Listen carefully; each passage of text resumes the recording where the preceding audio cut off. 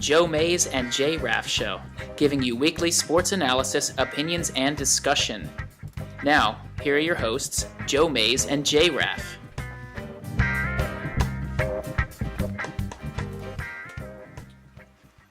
Well, good evening, everyone, and welcome to the 138th episode of the Joe Mays and J-Raff Show. I'm one of your hosts, Joe Mays, alongside of me, co-host J-Raff. Yeah, welcome to the show tonight. A little different, as you can see. We have some guests and a different topic tonight on this special Sunday throughout the year. Yeah, here we are. We're celebrating Father's Day, as we do every year at this time, and we're lucky enough to have, once again, our fathers in the studio with us. You remember last year we did this, but, it was not under a strict invite, per se, because we had to have them on because we promised the winner of our bracket challenge that they could come on. And it was awfully nice of us as an early Father's Day present to let them win the tournament. Right, exactly. And thankfully, it didn't happen again as a repeat this year, but we decided, maybe it was a good idea that we could just have them both on here again on Father's Day and talk a little best of series, focus on father-son or father-daughter athletes. It's kind of a family tradition for a couple groups out there around the world that they have enough athleticism to go around that it spans generations. And we're going to talk about a few of those families tonight. But before we do that, we have a couple things to take care of. First up, we want to let you know that this is an interactive show. There's multiple ways that you can get in touch with us, and Justin has more of that information for you. Yeah, like Joe mentioned, it is a call-in show or an interactive show, and one of the ways you can do that is call in using the Mays Sandwich Shop hotline at 530-563-6297. Again, 530-563-6297. You can also email the show using the Mays Sandwich Shop inbox at joemaysandjraff@gmail.com. Again, joemaysandjraff@gmail.com. And Joe, you'll tell you how to get in touch with us on social media. We're on Facebook and Twitter. They're great ways to interact with us during the show. We have both of them throughout the evening, so if you want to like our fan page, leave comments on there, or follow us on Twitter. Again, that's at Joe Mays and J-Raff on Twitter.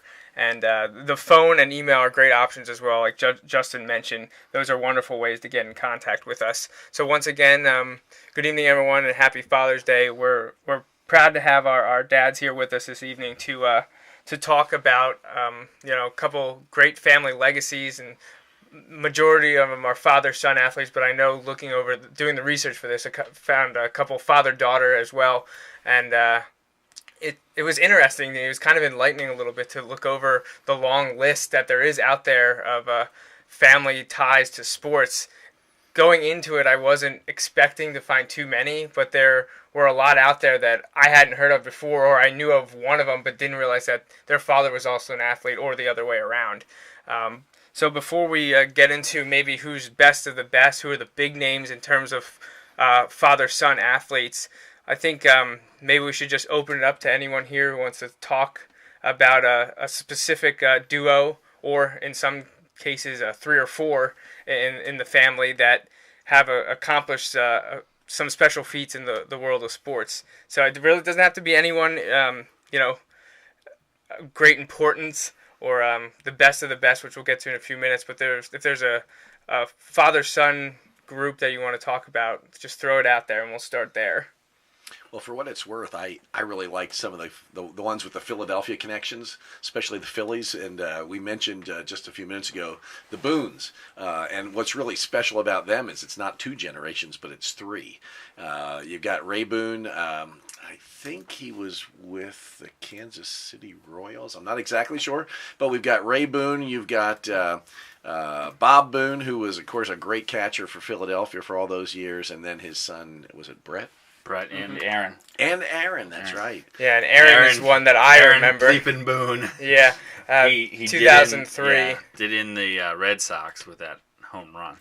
So, Aaron Boone's the one that I know growing up, and just being in college in 2003, seeing that happen, I remember standing in my dorm room watching that game and seeing Aaron Boone, Game 7, beat the Red Sox. Now, the Yankees lost the World Series, so that kind of helped a little bit. So it was okay. Yeah. Yeah. But yeah, the Boone family is a good one. And talk about legacy. Ray, Bob, Brett and Aaron. That's who was all mentioned. Starts back in the 1940s. Late 1940s is when the Boone family started playing baseball, and obviously, like Jeff mentioned, Bob was the big one in terms of the Philadelphia ties, playing with the Phillies, and. Yeah, looking at this information you have pulled up, it looks like since 1948 there might have only been, I think, like 14 years that there wasn't a Boone playing in this family playing in Major League Baseball. Yeah, and the biggest, which is pretty amazing. The biggest gap we're closing in on 70 years, right? And there was only 14, so that's pretty amazing. Yeah, Aaron stopped playing in 2009, so 1948 to 2009. The biggest gap was between Ray and his son Bob. There was a 12-year gap from 1960 to 1972. But the Boones, big in the world of baseball. Definitely a great one to start out with. Incredible to see 3 generations and 4 players all together. To have 2 sons playing at the same time, that's kind of exciting as well. So that was a good one to start off with. Definitely the Boone family for certain. And it speaks to the family tree. Bill, I know, would agree with me when I say that everything comes from the father. And so whatever you have, you really owe to us. I just wanted to throw that out there. Certainly, yeah. We can't forget about that. Yeah, I'm sure. Yeah, I'll just let that go. We'll just let that one go there.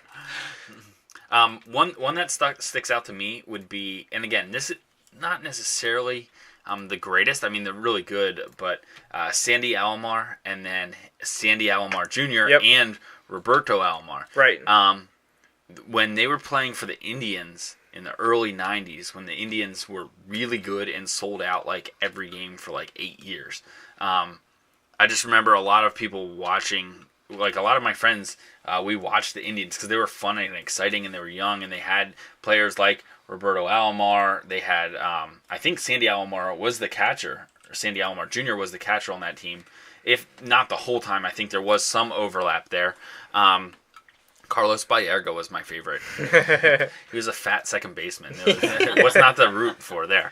But, I remember my friends and I, we used to watch the Indians and we followed them, not like they weren't our necessarily favorite team, but we just followed them, and they were fun to watch. And so that was one that sticks out from my childhood. And along with that, and I'm sure this was one that we've actually all talked about, it's one of the first ones that comes to mind, would be the Griffeys. Ken Griffey Jr. and Ken Griffey Sr. And I think the coolest thing there, besides the fact that Ken Griffey Jr. had an incredible career, is they were actual teammates. They played on the same team. For almost 2 years. That's insane. That's crazy, That is absolutely insane. Not just the fact that, Ken Griffey Jr. made it to Major League Baseball while his dad was still able to stay in, have a career where he's still in Major League Baseball as well. But he was able to end up on the same team. It's just absolutely mind-blowing. The chances of that happening, take this small chance of it occurring and make it even smaller. So that's just really cool. And I don't remember actually watching a ton of their games.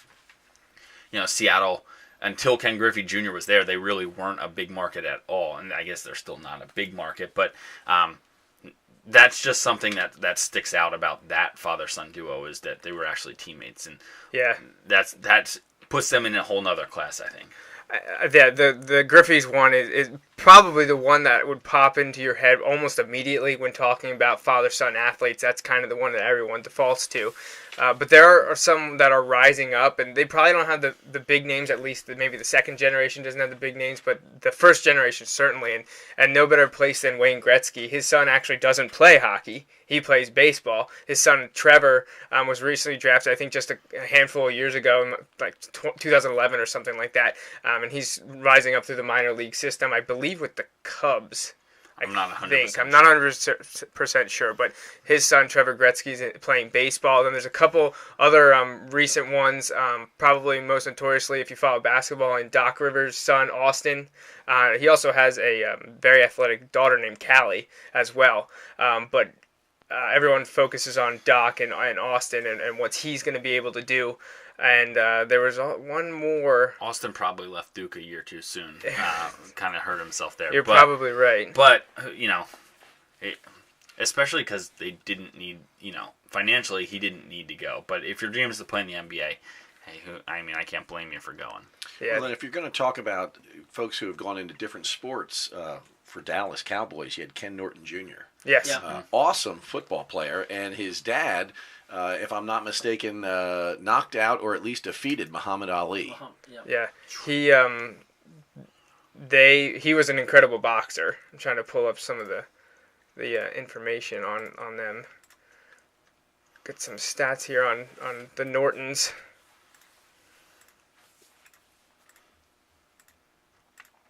Okay.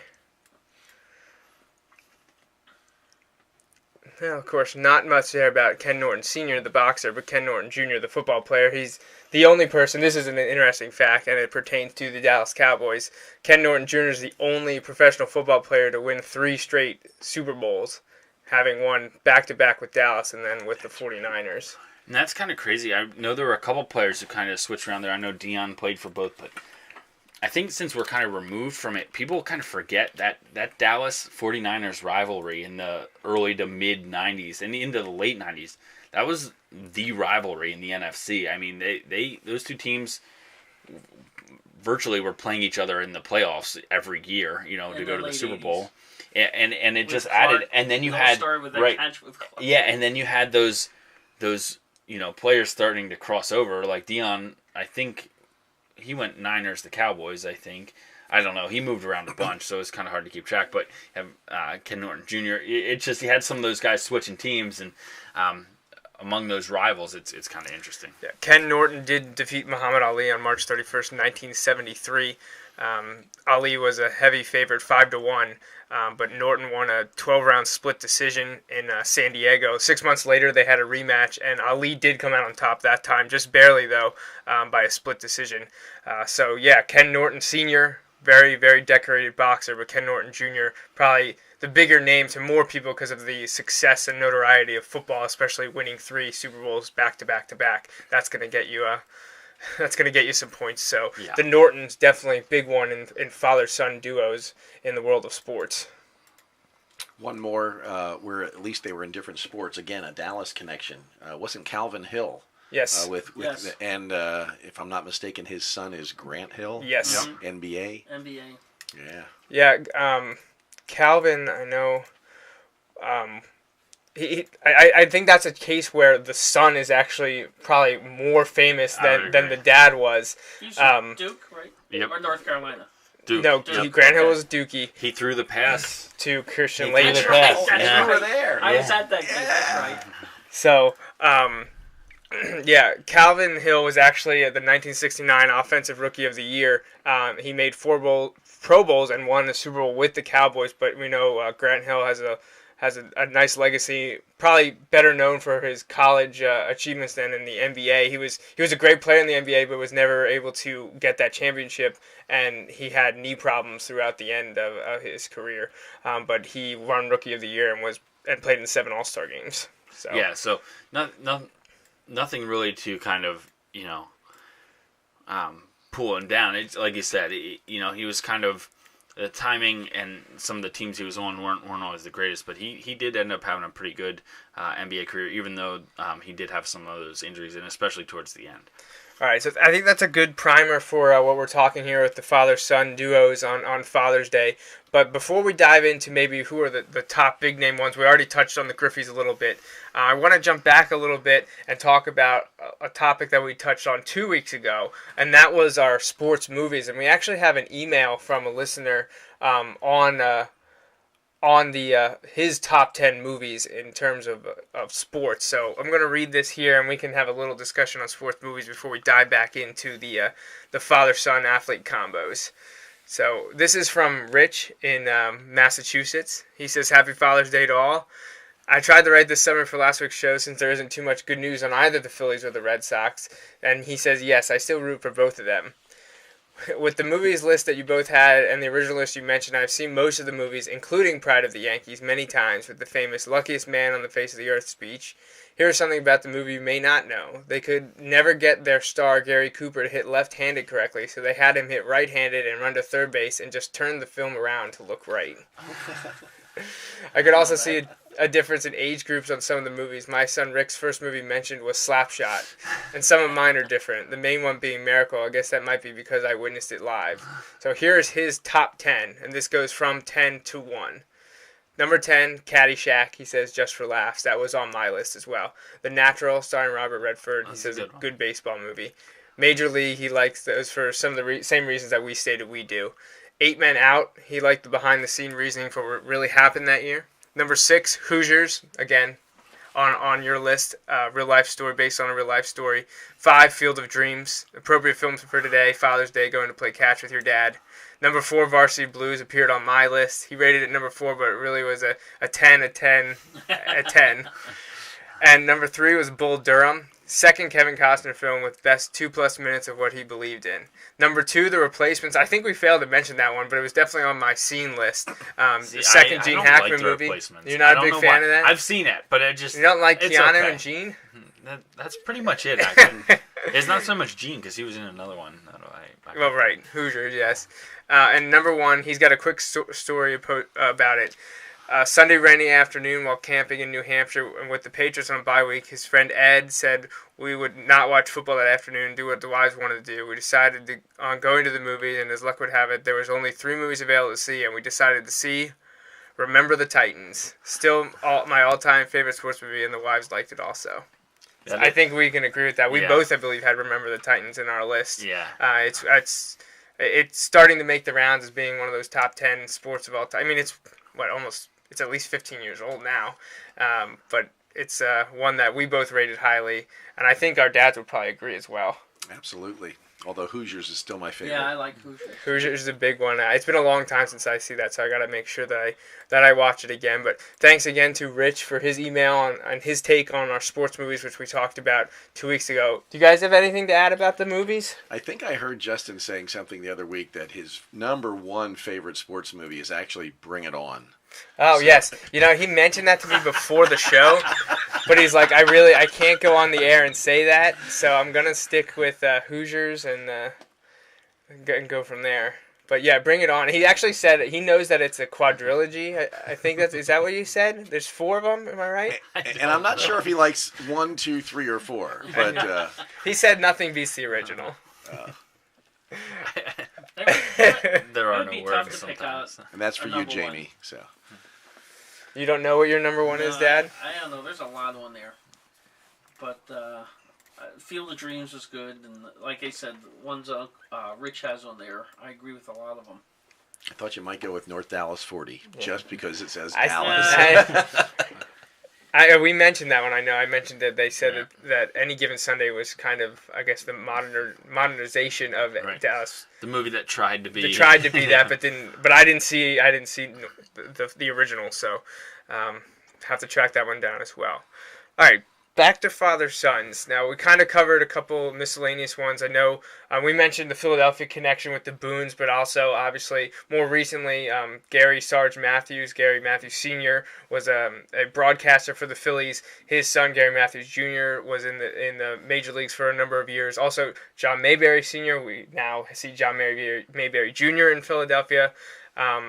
And there's plenty of others throughout sports with Philadelphia ties. But we're going to move on to more the big names, the ones that, like we mentioned with the Griffeys, when you say father-son athletes, who pops into your head? Manning, right away. Well, right, absolutely. Right. That's got to be number 1. I think. I mean, that's easily a top 3. If we were going to rank them, the Manning group has got to be up there at the top. Because not only do you have Archie as the patriarch, you now have both Peyton and Eli making names for themselves, winning multiple Super Bowls amongst them, and still having a chance to add more to the collection. So obviously the Mannings are right at the top. Yeah, and like you said, not just... It's kind of one of those things, because when they were in college, I remember really not liking Peyton Manning. Partially because I didn't know the whole story yet. I didn't know that his dad... Because his dad played for the Saints before my time. So, I didn't really know that connection. I just didn't understand why this guy was, the anointed quarterback. Why this guy was supposed to be so good for Tennessee. And he played for Tennessee, which I wasn't really wild about. And, I just didn't get it. But then, as he's gotten to the pros and to see how he's done it and to learn more about Archie's career in New Orleans, about how he was a great player on a terrible team. And at a time where there was nothing he could do about it. He couldn't leave as a free agent. He couldn't hold out. There was nothing he could do. He was just a bad player on some of the worst teams in the history of the NFL. Or he was a good player on those bad teams. So to see, have a greater appreciation for Archie, and also to see what Peyton and Eli have done in their careers, it's just it's absolutely amazing. And you kind of wonder, maybe 20 some years from now, will we be seeing Eli and Peyton's kids, getting their shot as well in the NFL. So, or maybe another sport. We've talked about that already. Yeah, we'll have to wait and see. We'll see what happens. I think. A lot of times, at least while I was looking at this, some of the bigger names in this father-son groupings sometimes fell in sports that I wasn't as comfortable talking about, but you can't overlook them. And to me, that what comes to mind is auto racing, NASCAR, Indy Series, but there's some great legacy talents there that just cannot be ignored. And obviously, most people would probably lean towards the Earnhardts. Obviously, Dale Earnhardt, Sr., who died, I believe at Daytona? I think. It was at Daytona 500. About 10, 11 years ago? 2001, I think. Okay, it's a little longer than that then. On the last couple of laps. Yep. And then now his son, Dale Earnhardt Jr., has huge following in the NASCAR and the auto racing world. So that right there is kind of a huge one that I don't think can be overlooked is the Earnhardt family. Right, I would agree. When you think about racing, especially like American, like NASCAR racing, right? They are right there among the best and among the most popular. So they have to be in any conversation when we're talking about sports. A NASCAR venue will sell a couple 100,000 tickets to an event. So it's nothing to kind of like ignore. It is a vastly popular sport, although they've had some trouble lately continuing to grow the sport. But lots of sports are kind of facing those same things right now. And I know there's at least 3 more significant auto racing families. I'm not as familiar in the long term about 2 of them, but I know my dad actually saw one of them race, and that would be the Unser family, Al Unser Sr., but we actually witnessed and met Al Unser Jr. when we went to a race up in Nazareth. So I know those are 2 big Al Unser. I honestly don't know off the top of my head about Al Unser Sr., but I know Al Unser Jr. won Indy. And that's the biggest. Indianapolis 500 is a huge race, and I remember watching that for a number of years growing up, and getting to meet Al Unser Jr. That's something I'll never forget. But there's another family in auto racing, the Al Unsers. Right.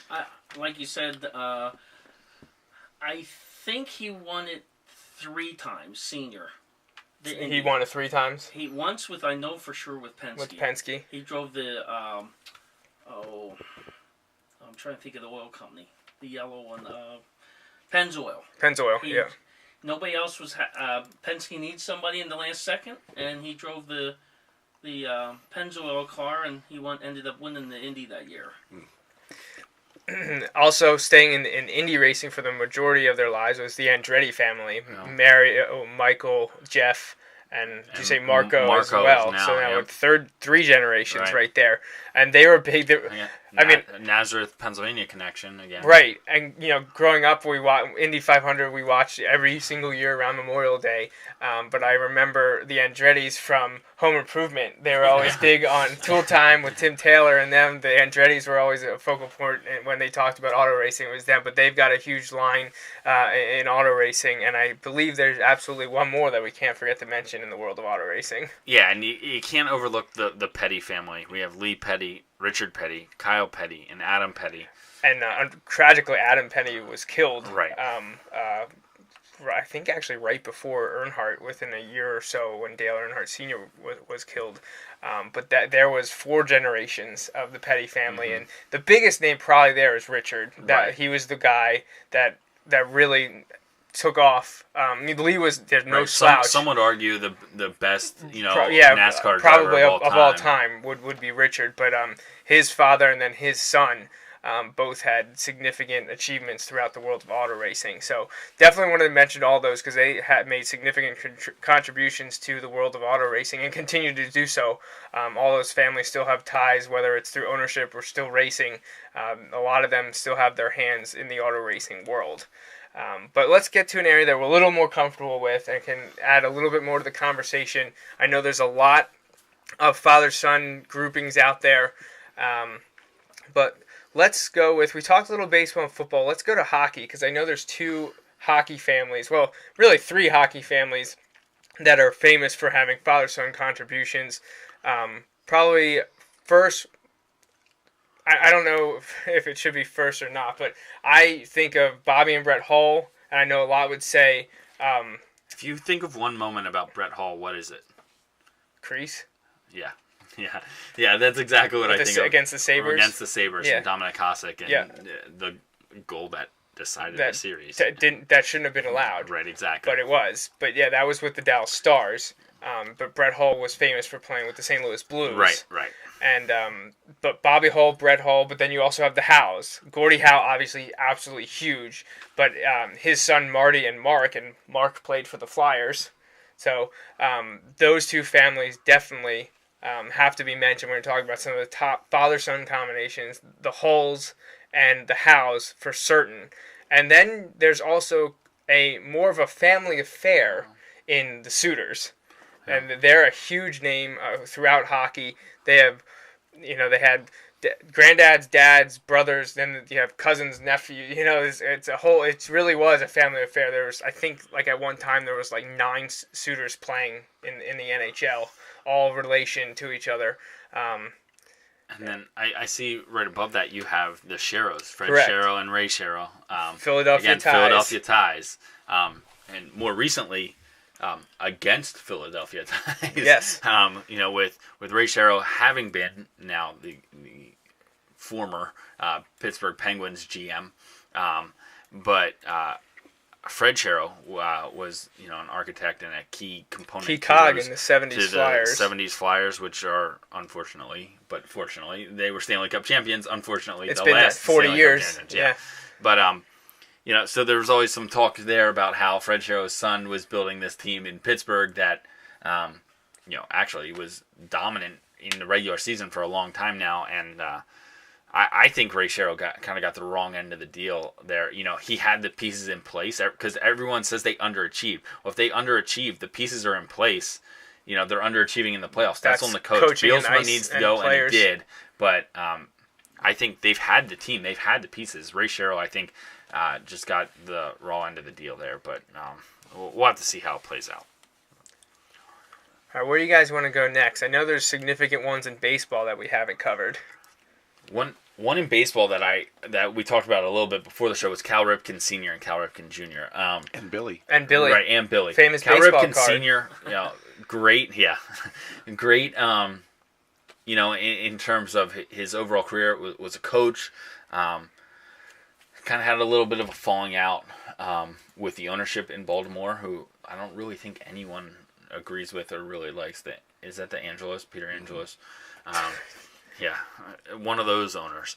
And so, to go on, but Cal Ripken Jr., one of my favorite baseball players of all time. I got to see him one time. This is at the end of his career. I saw him actually many times, but one of the times, I think maybe the last time I saw him play was, my uncle took my cousin and I and my grandfather, and we sat in Cal Ripken Jr.'s agent's seats, like right at the end of the third base dugout. I remember that story. This was back when he had moved back to third base too, and I couldn't believe how big he was. He's like 6'5", 6'6", he's a big dude, which is why it was such a big deal. Later on, I learned that's why it was such a big deal that he played shortstop, right? Because big guys didn't play shortstop at the time. First base, right? And that's why guys like A-Rod, despite all the other stuff with A-Rod, he was still a good player. You don't get to the major leagues without being a good player. Being strong won't get you there. And he was a big guy. He is a big guy too. And he talks about how guys like Cal Ripken Jr. are the reason he was able to play shortstop coming up. Otherwise, they would have stuck him at third base the whole time, which he moved back to later. That bigger frame can serve you well at third base.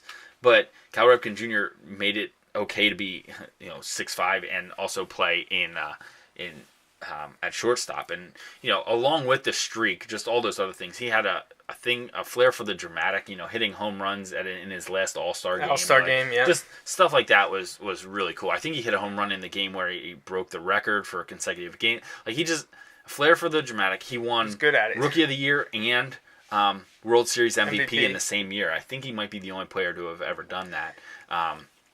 It just absolutely amazing. And Cal Ripken Sr., has a legendary career as well.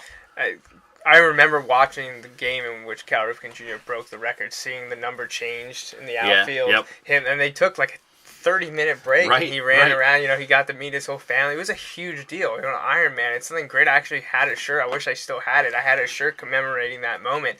I wasn't an Orioles fan, but it was something cool to see. Watch it live. I think with my Baltimore connections, like it was just part of like. Especially when we're younger, you always have. I don't know. We always seem to have, because interleague play didn't exist at the time, except for the World Series. You had a National League team you rooted for. You had an American League team you rooted for, because they were never going to play each other unless they made the World Series, and that wasn't probably going to happen, especially when your teams are the Phillies and the Orioles. But 1983, when Cal Ripken wins them both. Again, before my lifetime. Yeah. But ouch. Yeah. But when you. When you talk about it, I would root for the Orioles. So, like, that was one of those things. Also, growing up, for some of that time in, western Lancaster County, really close to York, that was pretty much Baltimore Orioles country there. So, there was a lot of Orioles fans as you're getting closer to Baltimore. So, it was a fun time in baseball. And again, a guy who's still very involved with baseball and helping kind of, develop younger players with his league that he started and all those kinds of things as well. Your mom was definitely tied into the show. She's excited for this one. As if on cue, when we started talking racing, she immediately said Andretti. And I got an email just a few minutes ago when we went back to baseball, and she said Ripken. So she knew that they had to be mentioned. And don't worry, we were getting there, and we absolutely had to cover both of those families. A huge legacy, family legacy in sporting worlds. But I know there's one more that's a little more controversial in baseball, and that's probably the Bonds. Everyone knows about the Barry in the last few years, after he left Pittsburgh and went to San Francisco, and then all of the stuff related to the steroids. Didn't he, what's going on, legal, not, should he be in the Hall of Fame and all. But his dad, Bobby, was an incredible baseball player as well. Yeah. And I think his dad was a coach for a number of years, not as long as like Cal Ripken Sr. I don't think, but he was a coach. And again, Barry Bonds, it's tough. People still have a hard time kind of putting their finger on what should you think of his career. Yeah, I'm not really sure. I used to think, and a lot of people used to say, when we get further removed from it, people have a better idea of what to think. I don't really know. I think some of like the anger is the wrong term, but some of the like overall just like, 100% this or 100% that has gone away, because I think people realized it was more involved in the game than people realized. If people say most of the players in Major League Baseball, most of the pitchers pitching to Barry Bonds were probably juicing as well. Right. Was it an even playing field? Right. It's tough to say. Not that makes it okay, but do we view it differently than, he's simply a cheater and that's the end of the story? We could do an entire show. We could do this summer. We could do this summer on that. We won't, thankfully.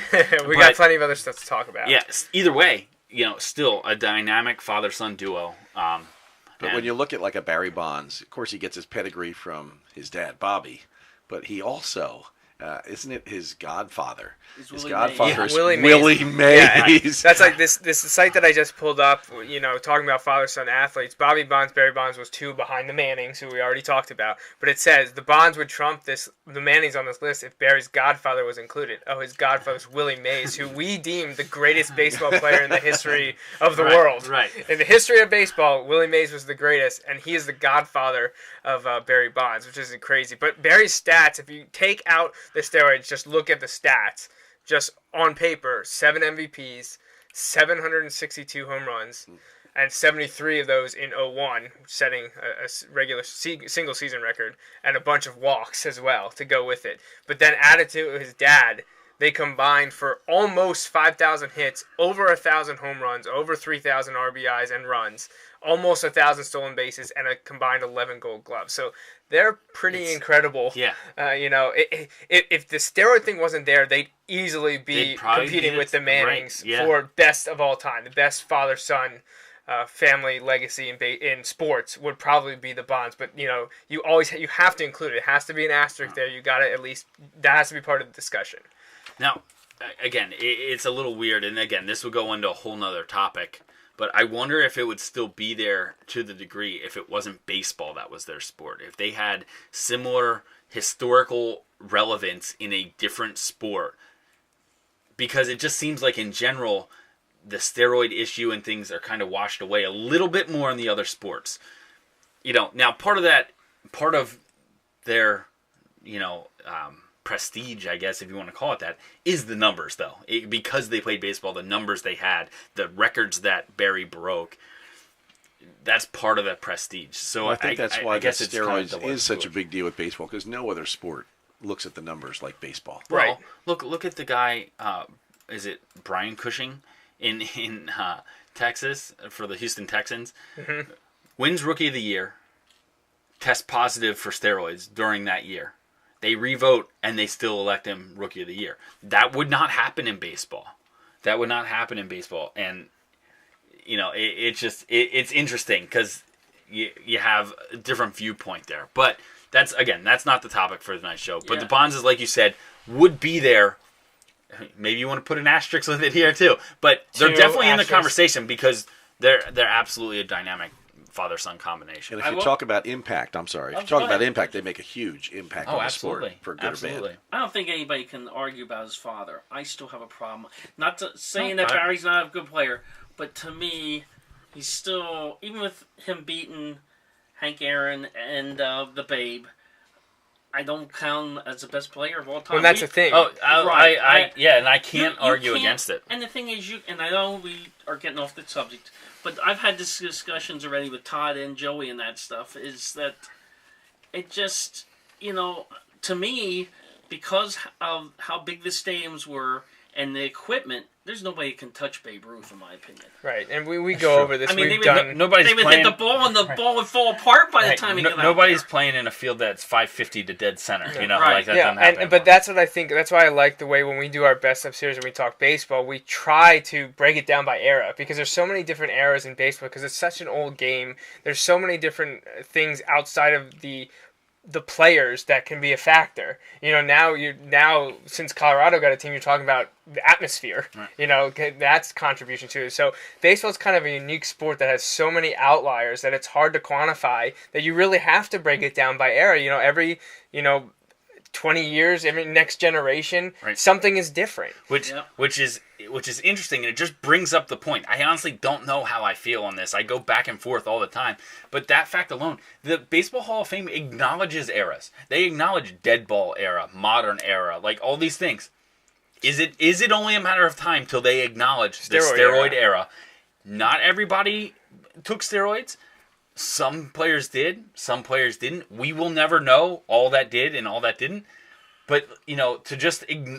right now, it seems like they're ignoring a generation of baseball. And you're like, well, what? That happened. Right, it still happened. Can't take away things like that. Right, Mark Emmert? I just don't know. I just don't know how that's going to work. Whether you agree with him or not, like you said, Bonds was still a good player. Right? Oh, yeah, that's what I mean. And say what you want. I was glued to the TV. I know I was younger, but everyone was glued to the TV watching, and that's part of it, too. Baseball, even if they knew, and they just sat there and let it happen because everyone was glued to their ratings were going like this. When they race... McGuire, Sosa, that saved baseball. The late '90s, that absolutely. brought it back. It was dead. It was dying and dead. It was not doing. I mean, it's much more popular now, and you can point to when it started to have its resurgence to McGuire and Sosa that summer, and then Bonds a few years later. So, but I agree. We kind of touched on it. The Baseball Hall of Fame, they eventually have to acknowledge it, whether they break it down and call it a steroid or something else. But Bonds, McGuire, Sosa deserve to be in there. because that's what was that's my opinion, but I think we're kind of all on the same page that you can't ignore it. It happened. These players were great. There's just something a little extra in there, and it's going to be discussed. It might take another 20 years. Hey, look, Pete Rose is in the Hall of Fame. I was just going to say, bring up another can of worms. What about Pete Rose? So actually, he should be mentioning this because he has Pete Rose Jr. So Right. Who played in Reading actually for a little while. So I before we move on, I know that baseball. That we need to mention the Alous, Felipe Moises, big ones there, and currently Prince Fielder and Cecil Fielder. Interesting there, because Prince doesn't really. Last I heard, right, they're not on the best of. They're not on the best of terms, right. No. So then I think we're running out of time. We got just a couple minutes here. The last one to close with to, make my head explode and my dad's head explode is back to the football and talking about the Ryans. Because I know my dad loves Buddy Ryan. I know he's absolutely enamored with Buddy Ryan. That's true. And you know how much I just love Rex Ryan. It's mostly because of the Jets thing, though. I'll be honest. Buddy Ryan's probably like the best coach ever. Best coach ever, right? Well, what about Rob Ryan? Isn't he still right? Dallas? And then you have Rob Ryan as well. No. He's in New Orleans. He actually helped that team, the defense, turn around after being the worst unit in the history until Dallas this past year. Just wish he'd get a haircut. Don't tell me about it. That does bother me. But I love interesting football family. Buddy Ryan. You guys are familiar with his time in Philadelphia. He was also in Arizona. But Rex and Rob, Rex being a head coach, Rob not getting that opportunity yet. Rob's bounced around to a ton of places. I know he's been in Cleveland, Oakland, obviously in Dallas, and now New Orleans. But great defensive minds. Buddy Ryan's defense was unheard of at the time. He kind of helped revolutionize some of those schemes, and Rex and Rob are doing their fair share of work on the defensive side of the ball in the NFL right now, with Rex still as the head coach of the Jets and Rob obviously defensive coordinator of the Saints. Is Buddy the originator of the bounty? I'm not sure. Would not surprise me. And the fake an injury. Another tie into the Saints. Fake the injury. Yeah. So. Were there any other father-sons that we didn't... I mean, there's a ton of them out there. We're obviously overlooking many of them, and we just don't have enough time to talk about all of them. Tony Gwynn, another Philadelphia connection. Yep. Tony Gwynn Jr. Tony Gwynn Jr. obviously hasn't reached the pinnacle that his father has. Yeah. It's tough, one of those things, because some of the ones that bring your attention are like some of the greatest of all time. Like Wayne Gretzky. Unless his son goes on to be the greatest of all time in whatever sport he's playing, he won't match his dad. It just isn't going to happen. So like when you talk about Michael Jordan. Michael Jordan's son went on and played Division I basketball at maybe like UCF or one of those, schools, a lesser Division I college basketball program. But he was a Division I athlete, and... But his dad was one of the greatest of all time. It's tough to kind of equal out there, when the father is one of the best of all time. You're never, and they kind of talk about that a lot of time. I saw one of the ones you had on the list, Larkin, Barry Larkin, his son, Shane Larkin played basketball for the University of Miami 2 years ago. Now I think is in the D League. Yeah, probably developmental league. He was really good at baseball, but he didn't want to play baseball because he knew he's not. What are the chances that he makes it to the big leagues? What are the chances that he becomes a Hall of Famer? He would always be living in his dad's shadow if he was playing in Major League Baseball. Whereas here, yes, he's Barry Larkin's son, but he's not. Their careers are not compared. Because he played basketball. He's just kind of a stat on an interesting show like this. I know we mentioned cross sports. You know how my love for Joakim Noah, the Chicago Bulls center, and he won 2 championships with the Florida Gators. His dad, Yannick Noah, was actually an incredible tennis player. Yeah, and he won. Was it the French Open? I think it was he was French the last, Open. Yep. I think, Frenchman to win the French Open, and it was in 1983. So Noah was an incredible tennis player, and his son is a pretty decent basketball player for the Chicago Bulls. And like I mentioned, he won 2 back-to-back championships for the Florida Gators. Yep. So any other duos or to mention? One last Philadelphia connection. Jelly Bean Bryant. Yes. Oh, yeah. Yep, and that's on my list. His famous son. And Kobe, who just didn't want anything to do with Philly. Yeah. See, to me, Kobe, even despite the Philly stuff, I had, strong anti-Kobe feelings, longer ago.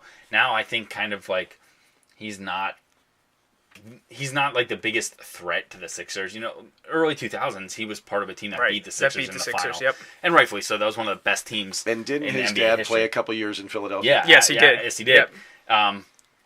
But to me, Kobe Bryant is kind of falling into the Derek Jeter category for me, where like I really didn't like him for most of his career when he was at his best, but as he's getting towards the end, I'm starting to get just a better appreciation for his overall career, and it's just like, oh my gosh, he's had an amazing career. Who knows when it'll end? The Lakers are still paying. A couple of him a years, ton, you'll but- be rooting for LeBron. That's right. Yeah, when he's still sitting. By the way, 3 in a row for the Heat starts tonight. They're going to win their 3rd straight you because go. they get the next 3 wins. I already said to my dad, if LeBron goes out in the first quarter with an injury, I'd be okay with that if they won the next 3. So, all right, I think that's it, unless you guys got anything else to add That's about all. the father-sons. Well, thank you for joining us. It was fun again, like having you guys on to just kind of talk sports here, and doing it on Father's Day with the father-son athletes kind of was a great meshing here. So It definitely improved your show. Yeah, and I can't wait till we come back I when thought- we win the basketball tournament next Well, I year. thought for sure you'd say, if you two are here, who's watching us?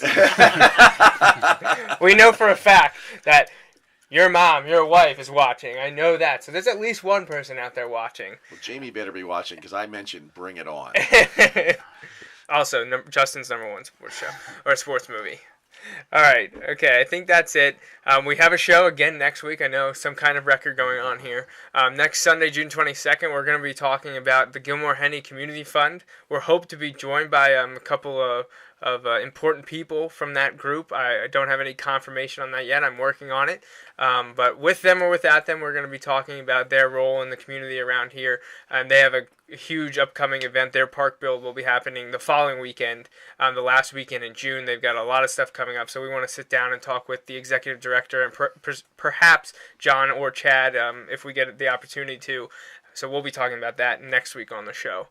Any shout outs? I guess congratulations to little Jack Hill on baptism Yeah. today, to Happy his Father's parents Day. as well. Father's Day gift, yes. Trying to think anything else. Did you have anything on about his sister getting engaged or anything like that? Well, that was Yeah, we I did a think couple we Did you weeks have ago. that? Yeah, Okay. I don't think that's anything else about off the top of my head. So, thanks for joining us. That wraps up the 138th episode of the Joe Mays and J-Raff We Show. hope you tune in every Sunday evening at 6:30 for our take on sports. Until next time, I'm J-Raff. And I'm Joe Mays. Thanks for listening.